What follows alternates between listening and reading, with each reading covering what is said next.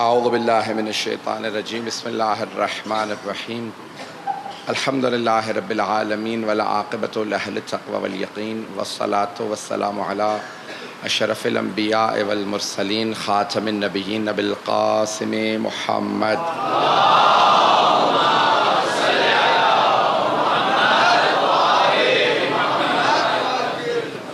وآلہ الطیبین الطاہرین المعصومین لا سیما بقیۃ اللہ فی الارضین روحی وارواح العالمین لتراب مقدمہ الفدا واللعنۃ الدائمۃ علی اعدائہم اجمعین من الآن الی قیام یوم الدین اما بعد فقد قال اللہ الحکیم فی کتابہ الکریم بسم اللہ الرحمن الرحیم فاقم وجہک للدین حنیفا فطرۃ اللہ التی فطر الناس علیہا لا تبدیل لخلق اللہ ذالک الدین القیم ولکن اکثر الناس لا یعلمون صدق اللہ العلی العظیم صلوات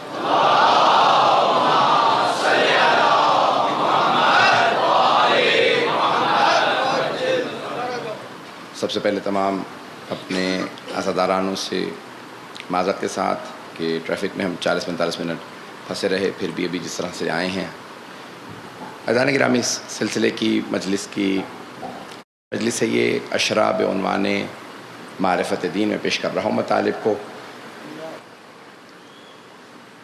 جناب سرور کائنات کا فرمان ہے کہ ہر دین کی ایک پہچان ہے اور میرے دین کی پہچان اخلاق ہے۔ ہر دین کی پہچان ہے اور میرے دین کی پہچان اخلاق۔ ہر شے میں اخلاق انسان کا نظر آنا چاہیے، ہر شے میں، ہر چیز کے لیے اصول ہیں۔ انگریزی کے جو مختلف الفاظ ہیں، ایتھکس ہیں ہر شے کے۔ جنگ کے بھی آداب ہے، اخلاق ہے۔ صلح کے بھی آداب و اخلاق ہے۔ تجارت کے بھی انسان کے آداب و اخلاق ہیں۔ انسان کی ذاتی زندگی کے بھی کچھ آداب ہیں۔ انسان کی تعلیم کے بھی آداب ہیں۔ ہر شے میں کچھ آداب ہیں۔ انہی تمام آداب کو ملا کے دین حق کے اخلاقی تمام پیراہوں کو جمع جب کر لیں گے تو سرور کائنات کا دین بنتا ہے۔ آج میں ان تمام آداب کو پیش کرنا چاہتا تھا بہت جلدی لیکن جتنا ہو سکے گا انشاءاللہ تعالیٰ آپ میرا ساتھ دیں گے۔ جب کچھ نہ کچھ ہو جاتا ہے تو انسان مینٹلی طور پہ ڈسٹرب ہو جاتا ہے، لیکن میں پوری طرح سے کوشش کروں گا کہ مطالب آپ کی خدمت میں پیش کروں۔ عزیزان گرامی، آداب ہیں۔ سرور کائنات اگر جنگ میں بھی جا رہے ہیں تو پہلے بتا دیتے ہیں کیونکہ میں نبی رحمت ہوں، میری جنگ کے بھی کچھ اخلاق ہیں۔ تو اب صحابہ نے کہا یا رسول اللہ، وہ تو ہمارا پانی بند کر رہے ہیں، ہماری فصلوں کو آگ لگا رہے ہیں، آپ کہتے ہیں کہ ہم پھر بھی اخلاق سے پیش آئیں؟ کب وہ ان کا کردار ہے، ہمارا کردار کیسا ہونا چاہیے؟ تو کہا پہلا اصول جنگ کا، دشمنوں کی جتنی بھی فوجیں ہیں کبھی بھی ان کا پانی بند نہ کرنا، دشمنوں کو بھی پانی بند نہ کرنا، یہ پہلا اصول۔ دوسرا، فصلوں کو آگ نہ لگانا۔ یہ کافروں کی فصلیں نہیں ہیں، خود فصل جو ہے وہ اللہ کی عطا کردہ ایک نعمت ہے، اسے آگ نہ لگانا۔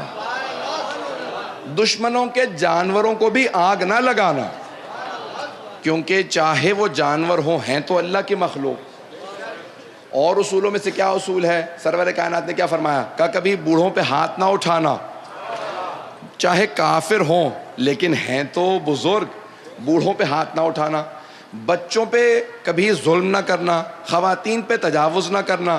کہ جو میرے ان تمام اصولوں کو مانے گا وہ میرے ہاتھ پہ بیعت کرے، جو اصولوں کو توڑے گا وہ بیعت سے خارج ہے۔ عزیزان گرامی، سرور کائنات نے جب بیعت لی ہے تو پھر آپ نے تمام اصول بتا دیے ہیں۔ توجہ ہے میرے ساتھ؟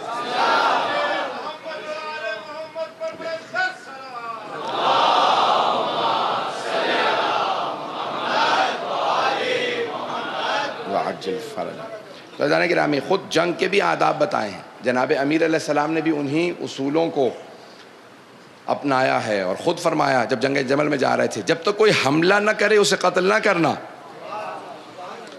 تو کہا یا علی، وہ ہم سے لڑنے کے لیے آئے ہیں؟ کہا ہاں، دھوکہ کھا کے آئے ہیں۔ وہ یہ سمجھ رہے ہیں کہ اگر کبھی کوئی علی کے مقابلے میں آ جائے تو شاید پیغمبر سے رشتے کی وجہ سے کوئی حق پہ ہو. میں اس سے زیادہ جملہ کھل کے نہیں کہہ سکتا ہوں کہ کوئی شاید ام المومنین ہونے کی وجہ سے حق پہ ہو، لیکن پیغمبر فرما گئے ہیں کہ علی مع الحق والحق مع علی، علی حق کے ساتھ ہے، حق علی کے ساتھ ہے. اور یہاں پہ حدیث رکتی نہیں ہے، حدیث کے الفاظ ہے اللہم در الحق کما دار علی، پروردگار حق کو تو ادھر موڑ دے جہاں علی موڑے. تو کہا جب تک کوئی حملہ نہ کرے تب تک اسے قتل نہ کرنا، جو بھاگے اسے بھاگنے دینا. عزیزان گرامی، جناب امیر علیہ السلام نے بھی جنگ کے اصول بتائے ہیں سرور کائنات کی سیرت پہ عمل کرتے ہوئے. حتیٰ ہمارے ہاں جنگوں کے بھی اصول ہیں. یہ جو آج پوری بحثیں ہوتی ہیں کہ کون کون سے ہتھیار حاصل کیے جا سکتے ہیں، کون سے ہتھیار حاصل نہیں کیے جا سکتے، ایسے ہتھیار اس لیے استعمال کرنا منع ہے کہ جہاں پہ بہت سے افراد مر جاتے ہیں، کیونکہ اس میں بے گناہ بھی مارے جاتے ہیں. اس لیے ہمیں بعض بڑے بڑے ہتھیاروں کے استعمال کرنے کی اجازت نہیں ہے. صرف دشمن کو ڈرانے کے لیے ایسے ہتھیار رکھنا اپنی جگہ پہ درست ہے کہ بھئی استعمال نہ کرنا، ہمارے پاس بھی ایسے ہتھیار ہیں، لیکن ہمیں استعمال کرنے کی اجازت نہیں ہے، کیونکہ اسلام انسان کو پابند کر دیتا ہے. جب شام والے جناب امیر کے مقابلے میں آئے نا، تو جناب امیر سے کسی نے کہا کہ مولا بہت سے آپ کے دشمن ہر روز آپ کے خلاف ایک نیا منصوبہ لے آتے ہیں جنگ کا. مولا نے کہا میں ان سے زیادہ ذہین ہوں، لیکن اسلام نے میرے ہاتھوں کو باندھ رکھا ہے. وہ ہر چیز کو جائز ناجائز کو جائز سمجھتے ہیں. جیسے انگریزی کا محاورہ ہے، میں نام نہیں لوں گا کس کا ہے، انگریزی میں مشہور ہے، کسی اور کے نام سے ہے کسی اور کا، کہ ایوری تھنگ از فیئر ان، میں دوسرا حصہ استعمال کروں گا، وار. جنگ میں سب کچھ جائز ہے. توجہ ہے میرے ساتھ؟ تو مولا کے مقابلے میں آنے والے کہتے تھے جنگ میں سب کچھ جائز ہے. جناب امیر نے کہا نہیں، جنگ میں بھی کچھ جائز ہے کچھ ناجائز ہے، سب کچھ جائز نہیں ہے. آپ پانی بند نہیں کر سکتے. جب مولا کا پانی بھی بند کر دیا شام والوں نے، کہا دجلہ کا پانی بند کر دو، علی کی فوجیں. امام حسن مجتبیٰ نے کہا بابا آپ کی اجازت ہے؟ مولا حسن مجتبیٰ گئے، ان سے فرات کا پانی چھڑوا لیا. پورا کا پورا قبضہ تھا. اکیلے امام حسن مجتبیٰ نے پوری فوج کو اٹھا کے پیچھے پھینک دیا. جب ساری فوج کو دھکیل دیا پیچھے، تو اب مولا کی فوج آئی، امام حسن مجتبیٰ سے کہنے لگی. امام حسن مجتبیٰ سے کہا مولا اگر آپ کہیں تو ہم ان کا پانی بند کر دیں؟ کہا نہیں، ان کا پانی کھلا رہنے دو. کہا لیکن مولا انہوں نے ہمارا پانی بند کر دیا تھا. کہا وہ ان کا کردار تھا، یہ ہمارا کردار. ہمارے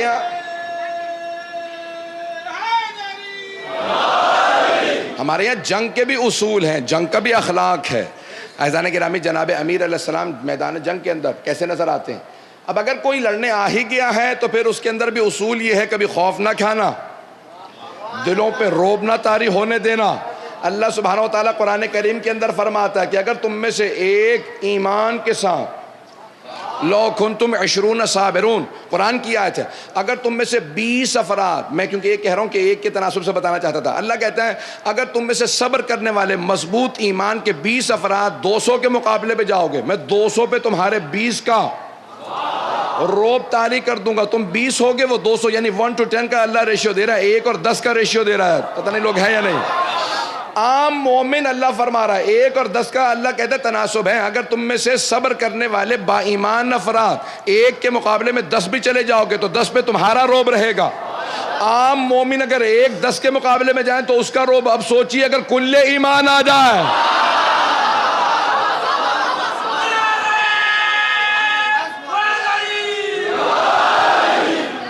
اب یہ اصول ہیں جنگ کے بھی. اعزان گرامی، اخلاق ہے، آداب ہے، اور سرور کائنات نے آداب بتایا. اچھا اب یہ تو ابھی صرف میں نے جلیلی اشارہ کیا ہے جنگ کے آداب. میں سارے آداب جلیلی پیش کرنا چاہ رہا ہوں، اگر سننا چاہیں گے سر. تو اب یہ ہیں جنگ کے آداب. پھر اسیروں کے آداب. اسیر یعنی جو قیدی بنا لی جاتے ہیں، جو جنگی قیدی ہیں، قیدی بن کے آئے. پیغمبر اسلام نے بدر میں کہا یا رسول اللہ، علی نے ایسی جنگ کی ہے کہ وہ مارتے جا رہے تھے اور جو بھاگ رہے ہوتے تھے ہم گرفتار کر لیتے تھے. ہاتھوں کو باندھ کے لے آئے. جیسے لے کے آئے تو پیغمبر اسلام نے کہا میرا پہلا اصول، جو بھی جنگی قیدی کسی بھی میرے مسلمان کو پڑھنا سکھا دے گا، اسے 10 افراد کو پڑھنا سکھا دے، اسے آزاد کر دیا جائے گا. پتہ نہیں لوگ ہیں یا نہیں. یہ جناب امیر کا فرمان بھی ہے کہ الحکمت ضالۃ المؤمن، مومن کی گمشدہ چیز ہے دانائی، علم. اگر کافر کے پاس بھی پاؤ تو خذو ہو، اسے حاصل کر لو. ولو عند الکافر، چاہے کافر کے پاس بھی علم ہو تو علم حاصل کر لینا. پیغمبر یہ خود اپنی سیرت سے سمجھا رہے ہیں کہ اگر کافر بھی میرے امتی کو پڑھا دے میں اسے بھی آزاد کر دیتا ہوں. اذان گرامی، اب یہاں پہ سنیے گا پہلا اصول کہ اگر کوئی کافر کسی مسلمان کو پڑھنا سکھا دے، پڑھنا لکھنا سکھا دے، آزاد. دوسرا، اگر کوئی اسلام قبول کر لے گا تو آزاد ہوگا. اگر اسلام قبول کر لے گا. انہوں نے کہا بھی ہم ایسے اسلام قبول نہیں کرتے. پیغمبر نے کہا بھی کون کون دعوت اسلام دے گا؟ تو کچھ صحابہ کی باری آئی, وہ اسلام کی دعوت دینے کے لیے گئے. تو اب قیدیوں کے ہاتھ بندھے ہوئے تھے, وہ زمین پہ بیٹھے تھے. تو ایک صحابی نے جانے کے بعد ایک مرتبہ روب سے کہا مسلمان ہوتے ہو یا میں بتاؤں؟ تو انہوں نے جیسی تلوار نکالی, پیغمبر نے کہا روک دو اسے. حالانکہ قیدی دور بیٹھے تھے, کہا روک دو. کہا خبردار قیدیوں پہ تلوار نہ اٹھانا. اب ایک مرتبہ سب کی باری آئی, ایک ایک کر کے سب دعوت دینے جاتے رہے. اب جناب سرور کائنات نے کہا یا علی اب آپ کی باری ہے. دیکھیں دین حق کے اندر قیدیوں کے کیا آداب ہیں. کہا یا علی اب آپ کی باری ہے, ان کافروں کو مشرکوں کو آپ اسلام کی دعوت دیجئے. جناب امیر علیہ السلام آئے. اب سرور کائنات کے کردار اور سیرت کو سمجھنا ہے تو علی ابن ابی طالب سے سمجھے. آئے جناب امیر علیہ السلام, تو پہلا آپ نے حکم دیا کہ سارے قیدیوں کے ہاتھوں کو کھول دو. کہا یا علی یہ قیدی ہیں؟ کہا ہاں, لیکن ابھی میں انہیں اسلام کی دعوت دے رہا ہوں, باندھ کے دعوت نہیں دی جاتی. کہ ان سب کے ہاتھوں کو کھول دیا جائے. سب کے ہاتھوں کو رسیوں کو کھول دیا گیا. اب ایک مرتبہ مولا نے کہا آپ لوگ آرام سے بیٹھ جائیے, پانی چاہیے تو پانی لا دیتا ہوں, کھانا چاہیے تو کھانا لا دیتا ہوں. کہ ہم سننا چاہتے ہیں. پانی پیا. جناب امیر المومنین دو زانو ہو کے زمین پہ بیٹھ گئے, سر جھکایا, پھر ایک مرتبہ خطبہ دیا, سر اٹھایا, مسکراتے ہوئے بات کرنے لگے. ایک مرتبہ ان میں سے کھڑے ہو کے ایک آدمی نے سوال کیا, کہا یا علی آپ وہی نہیں ہیں جو میدان جنگ میں بڑھ بڑھ کے حملے کر رہے تھے؟ نہیں پہنچا سکا. یا علی آپ وہی نہیں ہیں جو میدان جنگ میں بڑھ بڑھ کے حملے کر رہے تھے؟ شیر کی طرح سے آپ کی آنکھیں سرخ تھیں, اور جب آپ حملہ کرتے تھے تو کوئی تاب نہیں لا سکتا تھا. مولا نے کہا ہاں میں وہی ہوں. کہا تو یہاں دو زانو ہو کے زمین پہ سر جھکائے کیوں بیٹھے ہیں؟ کہا وہاں تم لڑنے آئے تھے, یہاں اسلام سیکھنے آئے ہو.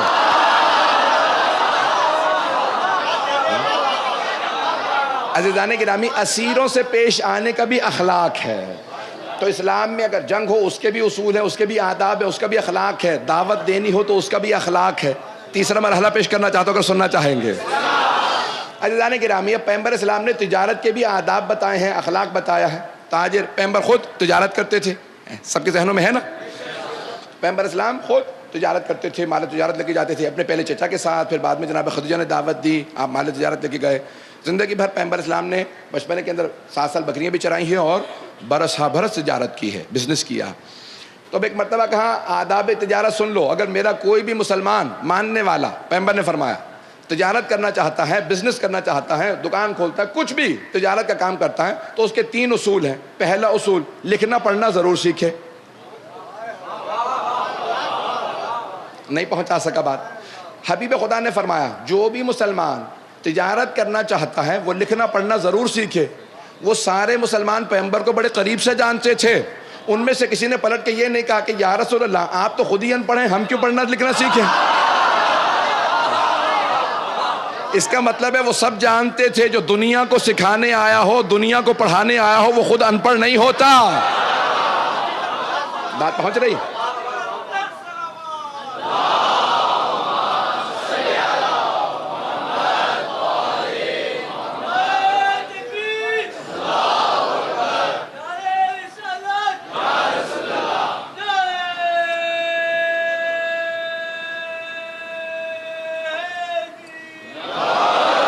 توجہ ہے عزیزان گرامی. تو اب سرور کائنات نے تجارت کے 3 اصول بتائے ہیں. میرے تمام کے تمام بھائی, میرے بچے سب اس کو اپنے پلے سے باندھ لیں, کبھی بھی ان کی مخالفت نہ کرے گا. پہلا اصول, جو بھی بزنس میں جانا چاہتا ہے, تجارت کرنا چاہتا ہے, لکھنا پڑھنا ضرور سیکھے. دوسرا, فقہ حلال و حرام کے قانون ضرور سیکھے. جتنے مسلمان نے سیکھے کون کون سی چیزیں جائز ہیں, کون سی ناجائز ہیں, تاکہ جب تجارت کریں تو کبھی کسی ناجائز کام میں ہاتھ نہ ڈالیں. کا تیسرا اصول, حساب کتاب ضرور سیکھیں, جسے آپ لوگ کہتے ہیں اکاؤنٹنگ. پتہ نہیں لوگ ہیں یا نہیں ہیں. دنیا کا آج کوئی کاروبار بزنس چل ہی نہیں سکتا جب تک کہ وہاں پہ کوئی اکاؤنٹنٹ نہ ہو. دنیا نے بعد میں سیکھا. اللہ کا بھیجا ہوا دین ایسا ہوتا ہے کہ پیشوا آنے والے اصولوں کو پہلے طے کر جاتا ہے.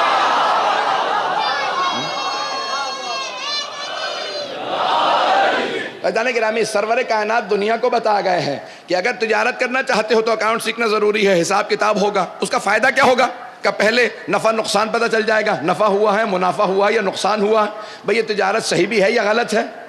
دوسرا, اپنا فریضہ پتہ چل جائے گا, اگر مجھے کچھ بچت ہوئی ہے تو کہیں خمس یا زکوٰۃ تو واجب نہیں ہو گیا.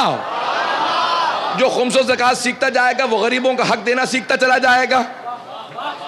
جب امیر المومنین سے کہا کہ یا مولا یا علی یہ دنیا کے اندر فاقے والے بہت نظر آتے ہیں, مولا نے کہا اگر کہیں پہ بھی کسی کو فاقہ کرتا دیکھو نا کہ کھانا نہیں کھا رہا فاقے سے ہے, تو سمجھ لو کہ کسی امیر نے اس کا حق ادا نہیں کیا. پتہ نہیں لوگ پہنچ رہے ہیں نہیں پہنچ رہے ہیں. یہ فاقے علامت ہے کہ لوگ اپنے فرائض انجام نہیں دے رہے ہیں. اگر لوگ خمس و زکات دیتے رہتے, خیرات کرتے رہتے, تو عزیزان گرامی دنیا کے اندر فقر و فاقہ نہ ہوتا.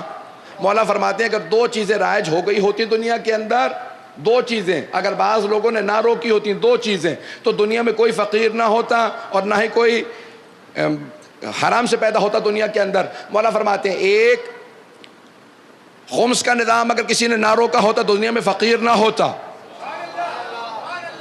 میں نے نام نہیں لیا, آپ حضرات گھبرا گئے ہیں. تو مولانا نے کہا جن لوگوں نے خمس کو بین کیا, اس کو منع کر دیا, اگر وہ نہ روکتے تو دنیا کے اندر کوئی فقیر نہ ہوتا, کیونکہ آدھا حصہ امام کا ہے اور امام کا حصہ تمام کے تمام غیر سادات مستحق مومنین کے لیے.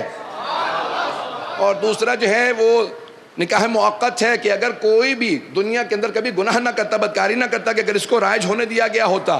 مولا فرماتے ہیں کہ نکاح دائم ہے, موقت ہے, بس تفصیل سے زیادہ نہیں دے سکتا ہوں. تو مولا نے فرمایا یہ موقت نکاح کو اگر حرام قرار نہ دیا گیا ہوتا تو دنیا کے اندر کوئی بھی گناہ نہ کرتا, حرام کاری نہ کرتا. اگر بات واضح ہو گئی ہو جانے گرام. یہ آداب ہیں, تجارت کے بھی آداب ہیں, معاشرت اپنی زندگی کیسے گزاریں. اب آئیے ذرا میں چند اور مثالیں پیش کرنا چاہتا ہوں, رفتار میری زیادہ تو نہیں ہے. عزیزان گرامی یہ تمام کے تمام زندگی کے اصول ہیں. جنگ کے اصول میں نے بتائے. پھر انسان, مولا فرماتے ہیں کہ دوستی کے اصول کیا ہیں. مولا فرماتے ہیں دوستی میں کبھی بھی اتنے آگے نہ بڑھ جانا کہ اگر کل ناچاکی ہو جائے, دشمنی پڑ جائے تو تمہیں شرمندگی ہو. ارے میں نے سارے راز دے دیے تھے دوست کو, آج دشمن بن گیا ہے, اب کیسے گزارا کروں گا. پھر مولا فرماتے ہیں دشمنی میں بھی اتنے آگے نہ بڑھنا کہ کل جب دوستی ہو جائے تو تمہیں شرمندگی ہو کہ ارے میں تو اتنا گر گیا تھا کس منہ سے ملوں گا. تو پتہ چلا کہ دین حق کے ماننے والے دوستی کے بھی آداب کے تابع ہوتے ہیں اور دشمنی کے بھی آداب و اخلاق کے تابع ہوتے ہیں. کبھی اپنے حق سے تجاوز نہیں کرتے. دوسروں سے حق مانگنے والوں پہلے دوسروں کے حق ادا کرو. دوسروں کا حق ادا کرنا ضروری ہے. آج ہم ایک ایسے معاشرے میں رہ رہے ہیں کہ جہاں پہ ہر آدمی کہتا ہے حقوق, مجھے رائٹس چاہیے, حقوق چاہیے. اور کچھ لوگوں کو سمجھ میں نہیں آ رہا ہوتا, وہ کہتے ہیں اس کے رائٹس, اس کے رائٹس, ویمنز رائٹس, اس کے یعنی رائٹس کی بحث کر رہے ہیں. کوئی یہ بات نہیں کرتا ذمہ داریوں کی بات کرو, رائٹس خود بخود واضح ہو جائیں گے. نہیں پہنچا سکا اس بات کو. ہر آدمی بات کرے کہ ذمہ داری کیا ہے, حق خود بخود ادا ہو جائے گا. اگر میں اپنی ساری ذمہ داریاں پوری کر رہا ہوں تو میری گردن پہ کسی کا حق ہوگا ہی نہیں. اگر میں کہتا رہوں اب میں بیٹا ہوں, میرے والدین نے میرے حق ادا نہیں کیے, ارے میں نے اپنا فریضہ اگر ادا کر دیا ہوگا تو خود بخود میرے حق ادا ہونے لگیں گے. پتہ نہیں لوگ ہیں یا نہیں ہیں. عزیزان گرامی وہ اللہ جو اتنا کریم ہے, اس نے خود کہہ دیا کہ ماں باپ گنہگار بھی ہوں تو ادب سے پیش آتے رہنا. اور آج کل زیادہ مظلوم باپ ہو گیا.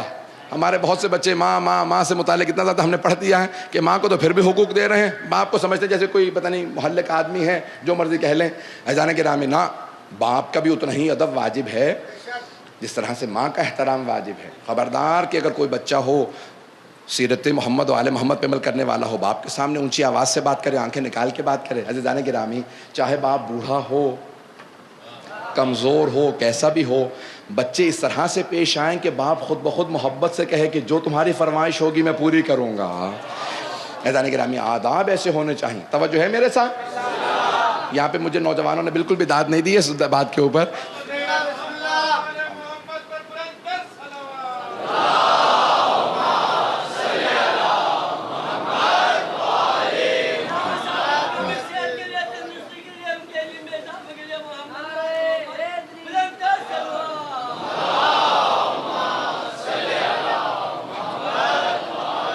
وقت زیادہ نہیں ہے, میں بالکل آخر تک چلتا رہوں گا.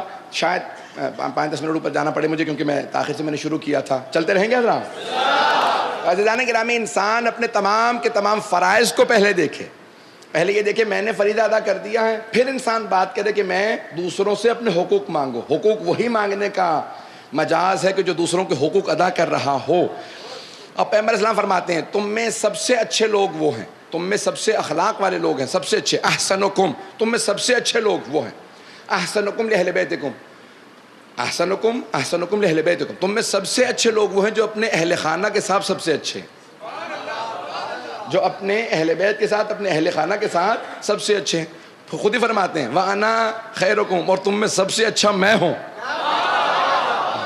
میں اپنے اہل بیت کے ساتھ سب سے اچھا ہوں۔ عزیزان گرامی، ہوتا یہ ہے، غور سے سنیے گا، ہوتا یہ ہے کہ ہم باہر جب ہوتے ہیں نا، اسکول میں، کالج میں، یونیورسٹی میں، کام پہ، جاب پہ، کہیں پہ بھی، تو وہاں ہم بہترین اخلاق پہ ہوتے ہیں، کیونکہ بھی سب لوگ دیکھ رہے ہیں اور سب بیگانے ہیں، تو ہر انسان اپنے بیسٹ بیہیویئر پہ ہوتا ہے۔ میں اخلاق سے پیش آؤں، مسکرا کے بات نہیں کروں گا تو لوگ کہیں گے کتنا برا آدمی ہے، ہر آدمی، کوئی میرا دوست نہیں بنے گا، کوئی مجھ سے محبت نہیں کرے گا۔ تو وہاں پہ تو ہم ایک شوکیس ہم نے بنا کے رکھا ہوا ہے، سب سے اچھی طرح پیش آ رہے ہیں۔ وہ جو اصلی انسان ہے نا، وہ جیسے گھر ہم پہنچتے ہیں وہ باہر نکل آتا ہے۔ اصلیت وہ نہیں ہوتی جو باہر ہے، اصلیت وہ ہوتی ہے جو گھر میں ہوتی ہے۔ اپنے آپ کو دھوکہ دینا بند کر دیں، میں بہت اچھا آدمی ہوں، میں سب سے اچھی طرح سے پیش آتا ہوں۔ آپ سب سے اچھے آدمی تب ہیں جب آپ اپنے ماں باپ سے، بیوی بچوں سے سب سے اچھے ہیں۔ عزیزان گرامی، یہ انسان کا اخلاق گھر میں اچھا ہونا چاہیے۔ باہر تو انسان ویسے ہی دکھاوا کر رہا ہوتا کہ سب سے اخلاق سے پیش آتا رہوں، کوئی میرا دوست کیسے بنے گا، کوئی مجھ سے محبت کیسے کرے گا، عزت کیسے کریں گے لوگ اگر میں اخلاق سے پیش نہیں آؤں گا۔ حقیقت انسان کی گھر میں آنے کے بعد پتہ چلتی ہے۔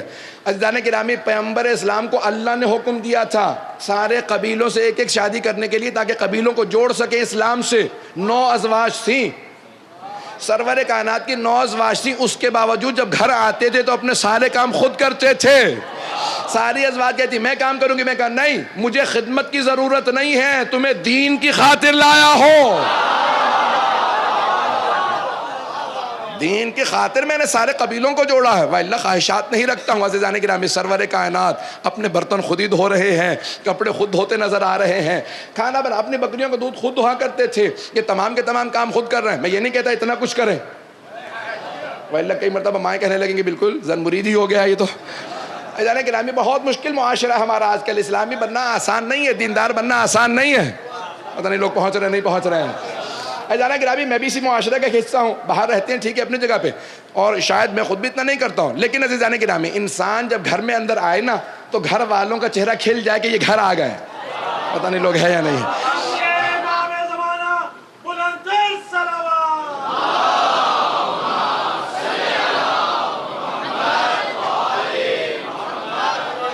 توجہ سے سنیے گا اس جملے کو میرے تمام نوجوان بھائی جو خصوصاً ابھی شادیاں نہیں ہوئی ہیں، ایسا نہ ہو کہ آپ جب باہر رہیں تو لوگ دعائیں مانگے باہر ہی رہے، گھر آتے ساری تو اس کو ڈانٹ اس کو ڈانٹ اس کو مار، سب کو کچھ نہ کچھ کہتا ہی رہتا۔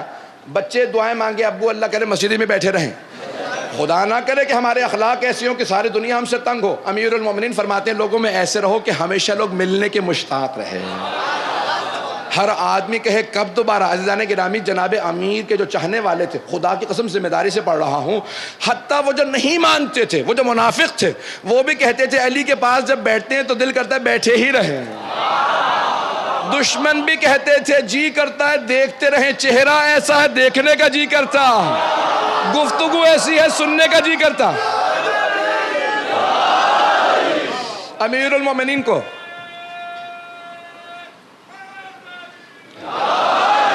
دشمن بھی کہتے تھے جب دیکھتے ہیں تو دیکھنے کا جی کرتا ہے، جب سن رہے ہوتے ہیں تو سننے کا جی کر رہا ہوتا ہے۔ جناب امیر جب گفتگو کرتے تھے تو لوگ کہتے ہیں سننے کا جی کر رہا، جب پاس بیٹھے ہوتے تھے تو نماز مولا پڑھ رہے ہیں، 1000 رکعت پڑھ رہے ہیں، توجہ ہو، رات میں 1000 رکعت پڑھتے تھے تو بعض وقت بچے آ کے بیٹھتے تھے وہیں سو جاتے تھے۔ کیا بات ہے کہ جب چڑیاں چہچہا رہی ہوتی ہیں سننے کا جی کرتا ہے۔ آج کل تو میوزک کا دور آ گیا، سننے کا جی کر رہا ہوتا ہے لوگوں کا کہ جب چڑیاں چہچہا رہی ہوتی ہے نا سننے کا جی کرتا ہے، جب علی نماز پڑھتے ہیں تو دیکھنے کا جی کرتا ہے۔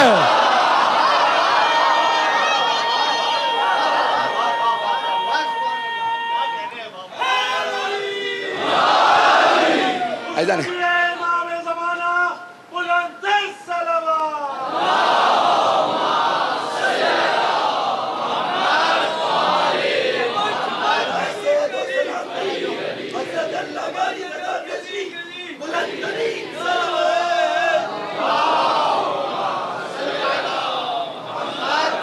بس بھائی زیادہ وقت نہیں میرے پاس، آپ جانتے تاخیر ہو چکی ہے، توجہ ہے میرے ساتھ۔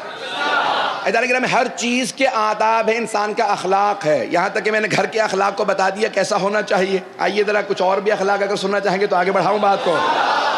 ہر شے میں انسان کے اخلاق نظر آنا چاہیے۔ عبادت کے بھی آداب ہیں، عبادت کرنے والے کا اخلاق کیسا ہونا چاہیے۔ ہمارے ہاں بہت افسوس کے ساتھ، البتہ ٹی وی پہ وہ ہمارے شیعوں سے متعلق نہیں کہہ رہے تھے، کلی طور پہ پاکستان کی بات کر رہے تھے، پاکستانی بہت سے لوگ، البتہ لبرل میں ان کی بات کر رہا ہوں جو مذہبی نہیں ہیں ہمارے، وہ لوگ کبھی ہمارے جو بچے یا جو لوگ بہت زیادہ مذہبی ہو جاتے ہیں، مسجدوں میں زیادہ جانے لگتے ہیں، ان کا اخلاق ایسا ہو جاتا ہے کہ گھر میں سب ڈرنے لگتے ہیں کہ بھئی یہ جب سے گیا ہے چہرے پہ کبھی مسکراہٹ نہیں آئی ہے، بالکل مکروہ سی شکل بنی رہتی ہے، اور ہر آدمی سے آنکھیں چڑھا کے بات کرتے ہیں۔ تمہیں نہیں پتا میں نمازی بن گیا ہوں؟ تو دنیا پہ کیا احسان ہے تیرا نمازی بن گیا ہے؟ قرآن کہہ رہا ہے کہ ان الصلاۃ تنہی عن الفحشاء والمنکر، نماز تو برائیوں سے روکتی ہے، یہ تیری نمازیں قبول کیوں نہیں ہو رہی؟ شاید کوئی علی کی ولایت تجھے نمازی بنائے۔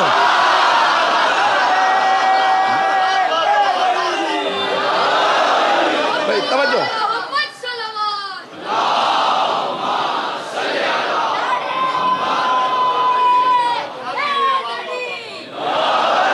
عزیزان گرامی، نمازی کا بھی اخلاق ہونا چاہیے۔ لوگ کہیں یہ نمازی بن کے جب سے مذہبی بنا ہے سارے گھر کا ماحول بدل گیا۔ توجہ عزیزان گرامی، ایسا نہ ہو کہ بھئی یہ تو زیادہ مذہبی ہو گئے ہیں، اب تو بالکل کچھ بھی، جب سے زیادہ مذہبی ہوئے ہیں اخلاق بالکل ختم ہو گیا، نہیں، بلکہ اگر لوگ کہیں یہ جب سے نمازی بنا ہے ماں کو گھر میں کام نہیں کرنے دیتا، جب سے نمازی بنا ہے باپ کو گاڑی نہیں چلانے دیتا، میں آپ سے خدمت نہیں لوں گا، اب میری خدمت کی باری ہے۔ انسان جب نمازی بن جائے تو پتہ چلے یہ نمازی ہو گیا، کردار بتا رہا ہے نمازی، یہ نہیں کہ نماز چھوڑ دیجئے، نماز پڑھیں تو اس کا اثر ہو۔ عزیزان گرامی، عبادت کے آداب ہیں، یہ نہیں کہ انسان بتاتا پھرے کہ میں اب عبادت کر رہا ہوں۔ میرے ایک استاد اگر زندہ ہے تو خدا ان کو بہت لمبی زندگی دے، عطیہ سید علیہ اس وقت بہت بزرگ تھے، بہرحال وہ ہمیشہ کہا کرتے تھے کہ ہمارے پرانے زمانے کے طلباء، دینی طلباء کی بات کر رہا ہوں، بہرحال ابھی آپ کہیں گے ہمارے سے متعلق نہیں، لیکن پھر بھی سن لیجئے، گناہ گزرے تو چھوڑ دیجئے گا بات، اور دل کو لگے تو اپنا لیجئے گا۔ تو وہ ہمیشہ فرماتے تھے، کہتے تھے پرانے زمانے کے طلباء کہیں گے جب ہم لوگ طالب علم بنے تھے نا تو ہم نماز پڑھتے ہی فوراً مسجد سے باہر نکل جاتے تھے۔ کہا کیوں؟ کہا کہ بھئی اتنی بے دلی سے نماز پڑھی ہے کہیں چھتی نہ گر جائے، کہ کوئی توجہ ہی نہیں تھی میری، یہ کیا میں نے نماز پڑھی ہے، اپنے سے توبہ کرتے تھے، اپنی ملامت کرتے تھے، میری نماز میں توجہ نہیں تھی۔ اور آج کل کے طالب علم وہ آسمان پہ دیکھنے لگتے، فرشتہ کیوں نہیں آ رہا مجھ پہ، کوئی وحی نازل ہو جاتی، کوئی مجھ پہ کوئی نیا قرآن آ جاتا۔ یہ عبادتیں کر رہے ہیں، کسی پہ احسان نہیں ہے، عبادت کے بھی کچھ اخلاقیات ہیں۔ جب روزہ رکھیں تو پتہ چلے یہ برائیوں سے روک رہا ہے، نماز پڑھیں تو پتہ چلے کہ یہ برائیوں سے روک رہی ہے۔ ایسا نہ ہو کہ لوگ کہیں کہ اگر کوئی تاجر حج کر کے آ جائے تو پھر پکا تاجر ہو جاتا ہے، بلکہ لوگ کہیں اب تو حج کر آئے حاجی صاحب ہیں، اب کبھی توقع نہ کرنا کہ یہ ہیر پھیر کریں گے۔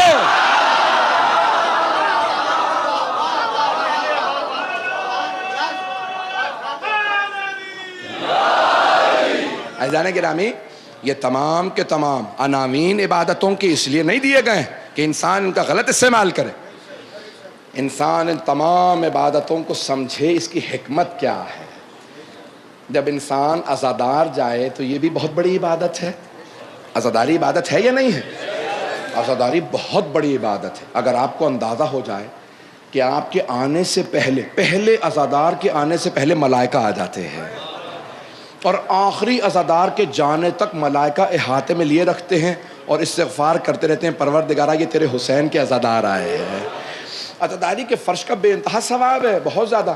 اب لوگ جب دیکھیں تو کہیں کہ ہاں آج کل محرم ہے، عزاداروں کا اخلاق بتا رہا ہے، یہ سب حسینی ہیں۔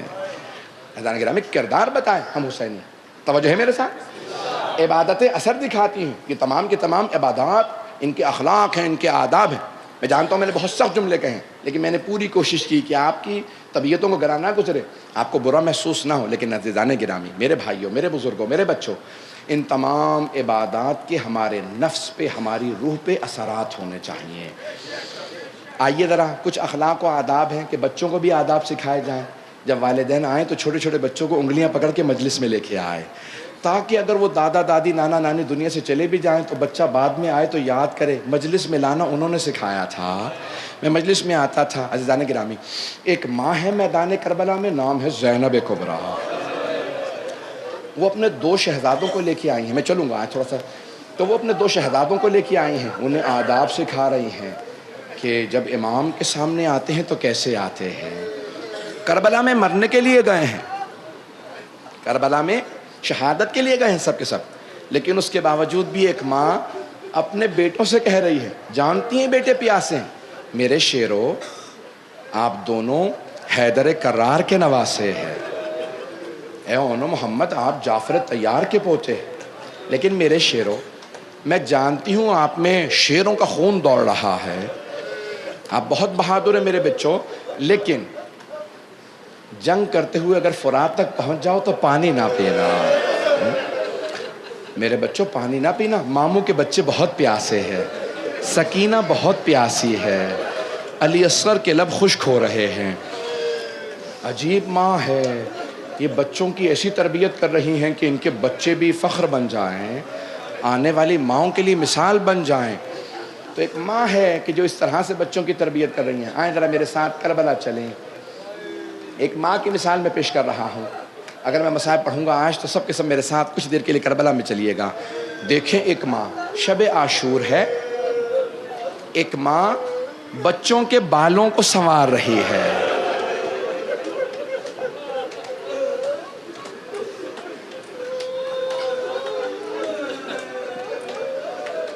اور بالوں کو کیسے سنوار رہی ہیں؟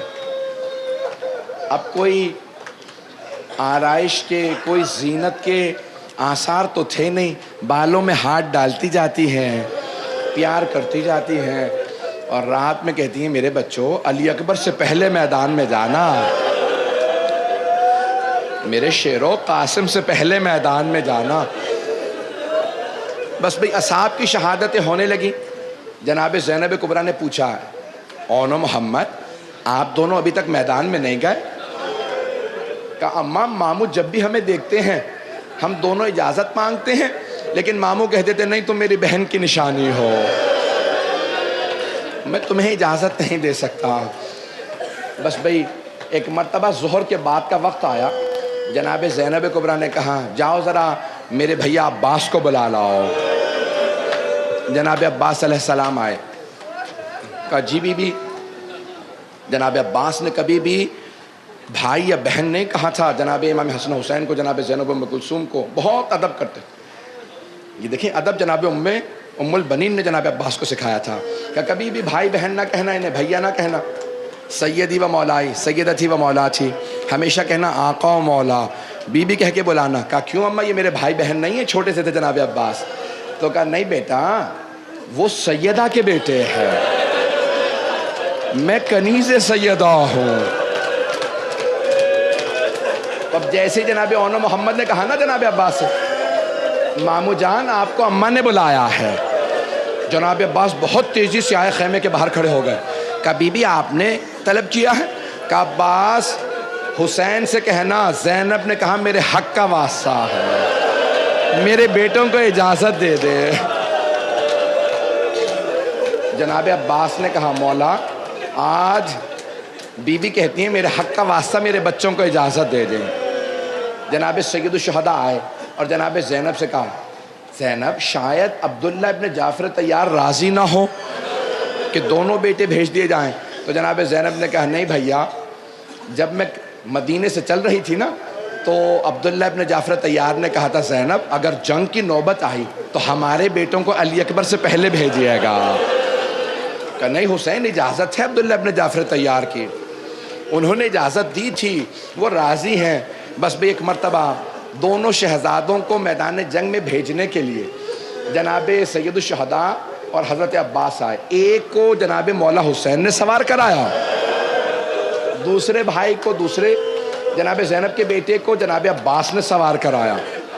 اگر دیکھ سکے تو دیکھیے گا، نہیں تو آنکھیں بند کر کے تصور کیجئے گا.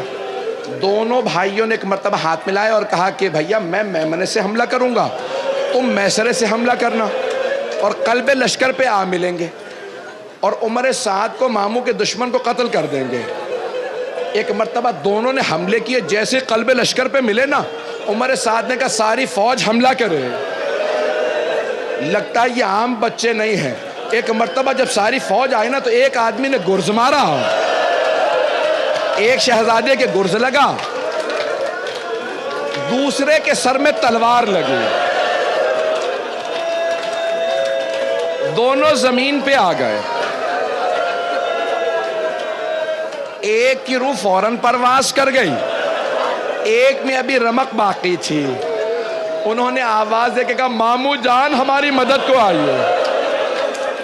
مولا حسین بڑی تیزی سے آگے بڑھے، جیسے ہی پہنچے تو دونوں شہزادوں میں سے ایک میں بھی جان باقی تھی۔ جانتے ہیں کیا کہا؟ کہا مامو جان ہماری ماں کو ہمارا آخری سلام کہہ دیجیے گا، اماں سے کہیے گا ہمارا آخری سلام قبول کرے، اور اماں سے کہیے گا اماں ہم فرات تک گئے تھے لیکن اماں ہمیں آپ کی وصیت یاد تھی، اماں ہم نے پانی نہیں پیا تھا۔ بس بے بھی سانس لے لیجئے، میں پڑھوں گا، 4-5 منٹ اور لوں گا۔ مولا حسین نے دونوں کے لاشیں اٹھائے، خیموں میں لے آئے۔ جب خیموں میں لاشیں لے کے آئے نا، ساری بیویاں آگے رونے لگی۔ مولا حسین ایک مرتبہ دیکھ کے کہتے ہیں کہ فضا میری بہن زینب نہیں آئے، ذرا زینب سے کہو بیٹوں سے وداع کر لیں۔ جناب زینب بیٹوں کے لاشوں پہ نہیں آئی تھی، جو ہر لاشے پہ سب سے پہلے آتی تھی۔ جیسے جناب فضا نے بلایا کہ بی بی آپ کو مولا نے بلایا ہے، بیٹوں سے وداع کر لیں۔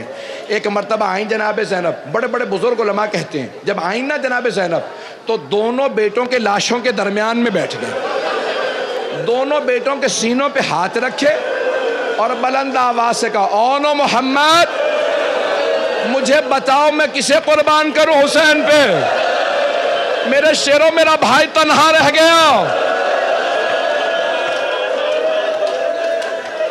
اجرکم اللہ، اجرکم اللہ۔ آج جناب زینب کو پرسہ دینا ہے۔ بی بی نے دونوں بیٹوں کے لاشوں کے درمیان میں بیٹھ کے گریہ کیا۔ بس بھئی اس کے بعد پھر بی بی لاشوں پہ نہیں آئے۔ 11 محرم کا دن نکلا، جناب زینب صرف مولا حسین کے لاشے پہ گئیں اور کسی لاشے پہ نہیں گئیں۔ ایک مرتبہ جب قیدی بنا کے ناقہ پہ سوار کرا دیا نا، آپ جانتے ہیں نا اونٹنی بلند ہوتی ہے، جب جناب زینب اونٹنی پہ سوار ہوئی نا تو بی بی کی مقتل میں نگاہ گئی، دیکھا 2 لاشیں پڑے ہیں۔ بی بی نے لاشوں کو دیکھا، آنکھیں بند کر لی، آنکھیں بند کر کے کہا اونو محمد خدا حافظ، میرے شیروں ماں جا رہی ہے۔ اجرکم اللہ۔ میں تمام کر دیتا لیکن یہاں جناب زینب کے مصائب ختم نہیں ہوتے۔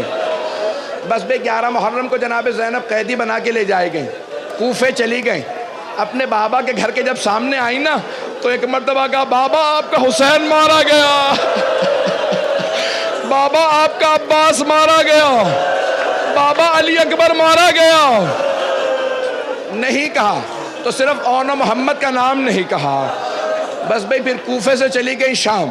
شام جب چلی گئی نا اب ایک مرتبہ رہائی مل گئی۔ جب شام میں رہائی ملی تو مولا نے شرط رکھی تھی نا شہداء کے سر واپس کر دیں۔ جانتے ہیں جب سر آنے لگے سب سے پہلے کس کا سر آیا؟ ایک ننھا سا سر آیا۔ جناب رباب نے برقعے کا دامن پھیلایا، کہا لاؤ علی اصغر کا سر مجھے دے دو۔ آپ برداشت نہیں کر پا رہے، بس چھوڑ دیے میں نے مسائل، نہیں پڑھوں گا، نہیں پڑھوں گا۔ کل بھی میرے بھائی بے ہوش ہونے والے تھے، نہیں پڑھتا، سن لیں، ہاتھ جوڑ کے کہہ رہا ہوں۔ شہداء کے سر آتے رہے، ایک ایک کر کے سارے سر آتے گئے۔ ایک سر آیا تو پوچھا کیا بات ہے، اس سر کو تم نے نیزے سے کیوں نہیں اتارا، تھیلے سے کیوں نکالا؟ کہا یہ عباس کا سر ہے، اس سر میں اتنے گرز لگے تھے۔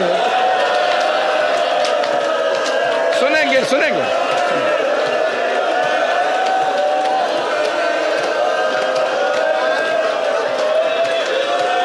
نہیں نہیں نہیں میرے بچہ، میرے بھائی، میرے بچے روکیں گے، سنیں 2 جملے۔ اتنے میں ایک سر آیا، ساری بیویاں تعظیم میں کھڑی ہو گئی۔ جناب زینب آگے بڑھی، کہا لاؤ میرے ماں جائے کا سر۔ سب بیویوں نے ہلکا باندھا، واہ حسین واہ حسین، بس بھائی تمام کر دیا۔ اتنے میں ایک آدمی 2 سر لے کے آیا۔ جب وہ 2 سر لایا نا، جیسے ہی 2 سر لے کے آیا، ساری بیویوں نے جناب زینب کو پلٹ کے دیکھا۔ جناب زینب نے سروں کو دیکھا، سر جھکا لیا۔ آنے والے نے پوچھا ان 2 سروں کی وارثہ کون ہے؟ کوئی بھی نہیں بولتی۔ اس نے دوسرا سوال کیا، بس مجھے اتنا بتا دو، کیا ان 2 سروں کی وارثہ خیموں میں جل کے مر گئی ہے؟ اب جناب فضہ سے رہا نہیں گیا۔ جناب فضہ آگے بڑھیں، کہا نہیں، یہ 2 سر میری آقا زادی کے بیٹے ہیں، دونوں سر مجھے دے دو۔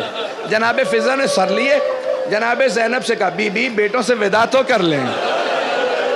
بڑے بڑے بزرگ علماء کہتے ہیں جناب زینب نے آواز دے کے کہا فضہ میں علی کی بیٹی ہوں، میں صدقہ دے کے واپس نہیں لیتی، میں نے حسین کا صدقہ دے دیا۔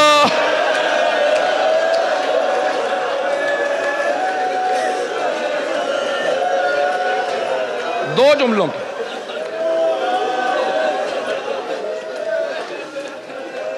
جملوں کی زحمت دوں گا، سانس لے لیں بس بھائی۔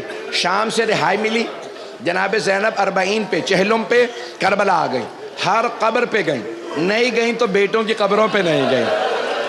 کیوں نہیں گئیں؟ کوئی بی بی یہ نہ کہے اب تو جناب زینب بھی صبر نہیں کر رہی۔ نہیں، جناب زینب نہیں گئیں۔ 3 دن جب گزر گئے نا تو سب دوبارہ جانے لگے، کہاں؟ مدینے۔ جب مدینے جا رہے تھے نا تو جناب زینب نے آنکھیں بند کر کے آہستہ سے بیٹوں کی قبروں کو دیکھا، کہا اونو محمد الوداع، میں وطن جا رہی ہوں۔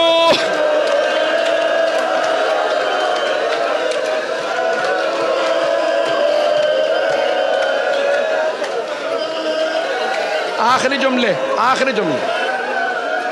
بی بی آ گئی شام سے کربلا، کربلا سے مدینے۔ جب بی بی مدینے پہنچی، سب سے پہلے نانا کے روضے پہ گئیں۔ جانتے جب نانا کے روضے پہ آئیں کیا کیا؟ میری طرف دیکھیے گا، جناب زینب بلند آواز سے رونے لگی اور کہا نانا میں 70 قدم کے فاصلے پہ کھڑی تھی جب شمر نے آپ کے نواسے حسین کو مارا۔ نہیں پڑھتا، وہاں کوئی میرا مومن بھائی بے ہوش ہو گیا۔ بس بھئی آخری جملے، خدا را میری سن لیجئے۔ ایک مرتبہ جب جناب زینب مصائب پڑھ رہی تھی نا، مدینے والے اتنی بلند آواز سے رو رہے تھے، جناب زینب کی آواز نہیں آ رہی تھی۔ بی بی خاموش ہو گئی۔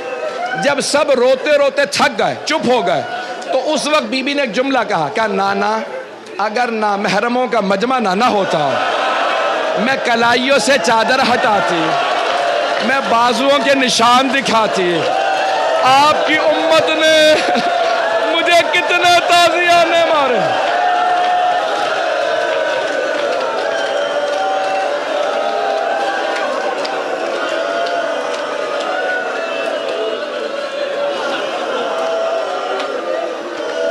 میں تمام کر دیتا ہوں، لیکن نہیں، میرا دل نہیں مانتا۔ بس بھئی روک لیجئے میرے بھائی کو، میرا بچہ 2 منٹ، بس بھئی برداشت نہیں کر پا رہے۔ آخری جملے، بس اور نہیں پڑھوں گا۔ جناب زینب اپنے نانا کے روضے سے ماں کی قبر پہ گئیں، وہاں سے بھائی کے گھر میں گئیں۔ جب بھائی کے گھر میں گئیں نا، سب سے پرسہ لیا، سب کو پرسہ دیا۔ نہیں پرسہ لیا تو اونو محمد کا پرسہ نہیں لیا۔ جو بھی پرسہ دیتا کہ خبردار مجھے صرف میرے حسین بھائی کا پرسہ دینا۔ بس بھئی ایک مرتبہ بی بی بیٹھی رو رہی تھی کہ گھر میں پیغام آیا۔ کس کا؟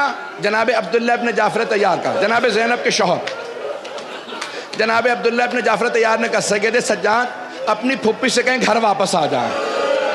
وہ بی بی، وہ ماں جنہوں نے کربلا میں بیٹوں کے لاشوں پہ گریہ نہیں کیا، شام میں سروں کو لے کے گریہ نہیں کیا، چہلم پہ کربلا گئیں بیٹوں پہ گریہ نہیں کیا، نانا کے روضے پہ گئیں بیٹوں کو کوئی ذکر نہیں کیا، ماں کی قبر پہ گئیں بیٹوں کا شکوہ نہیں کیا، لیکن آخر ماں تھی، کب تک صبر کرتی؟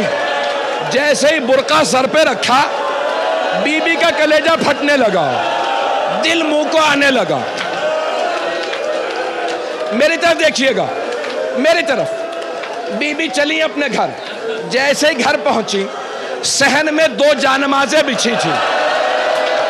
بی بی نے جان نمازیں اٹھائیں، سینے سے لگائیں، ایک جملہ کہا، او نو محمد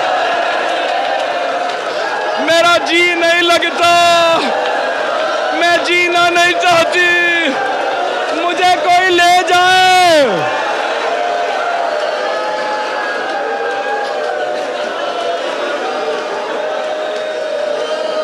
الا لعنت اللہ علی القوم الظالمین۔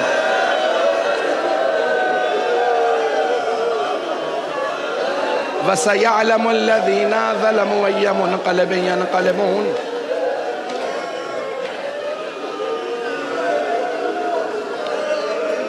زحمت تمام ہو گئی آپ کی۔ جناب زینب ابھی صحن میں بیٹھی رو رہی تھی، اتنے میں جناب عبداللہ ابن جعفر طیار آ گئے۔ جناب عبداللہ ابن جعفر طیار جناب زینب کو پہچان نہیں سکے، نہ جانے کیا بیت گئی جناب زینب پہ۔ جناب عبداللہ ابن جعفر طیار پہچان نہیں سکے۔ جانتے کیا کہا انہوں نے آنے کے بعد؟ کہا بی بی کیا بات ہے، آپ ہمارے گھر میں کیوں آئی ہیں؟ میری زوجہ گھر نہیں، آپ تشریف لے جائیے۔ بس یہ سننا تھا۔ بی بی نے دونوں ہاتھ سر پہ رکھے، کہا عبداللہ پہچانا نہیں؟ عبداللہ میں زینب ہوں، عبداللہ ہم لٹ گئے، برباد ہو گئے، اونو محمد مارے گئے۔ نہ جانے کیا دیکھا، نہ جانے کیا دیکھا جناب عبداللہ نے۔ جناب عبداللہ زمین پہ گر گئے، پھر سہارا لے کے اٹھے، پھر گر گئے۔ جب دوسری مرتبہ گرے نا تو جناب زینب نے پوچھا عبداللہ کیا بات ہے؟ بیٹوں کی شہادت برداشت نہیں ہو رہی؟ بی بی کے ہاتھ ابھی بھی سر پہ تھے۔ کہا عبداللہ بیٹوں کی شہادت برداشت نہیں ہو رہی کیا؟ جناب عبداللہ نے کہا نہیں زینب، وہ دونوں حسین پہ قربان، میں ہوتا میں بھی قربان ہو جاتا۔ زینب بس میرے ایک سوال کا جواب دے دیجئے۔ جناب زینب نے کہا عبداللہ کیا سوال ہے؟ کہا بی بی بس اتنا بتا دیں یہ کلائیوں پہ نشان کیسے ہے؟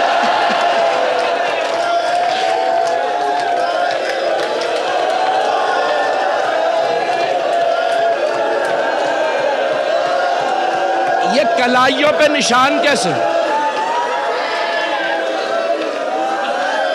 زینب یہ کلائیوں پہ نشان کیسے؟ جناب زینب نے بلند آواز سے رو کے کہا عبداللہ ہاتھوں میں رسیاں، شرابی کا دربار، کوفہ و شام کے بازار، علی کی بیٹیاں، ہاتھوں میں پتھر، باغیوں کے نعرے، ماتم حسین۔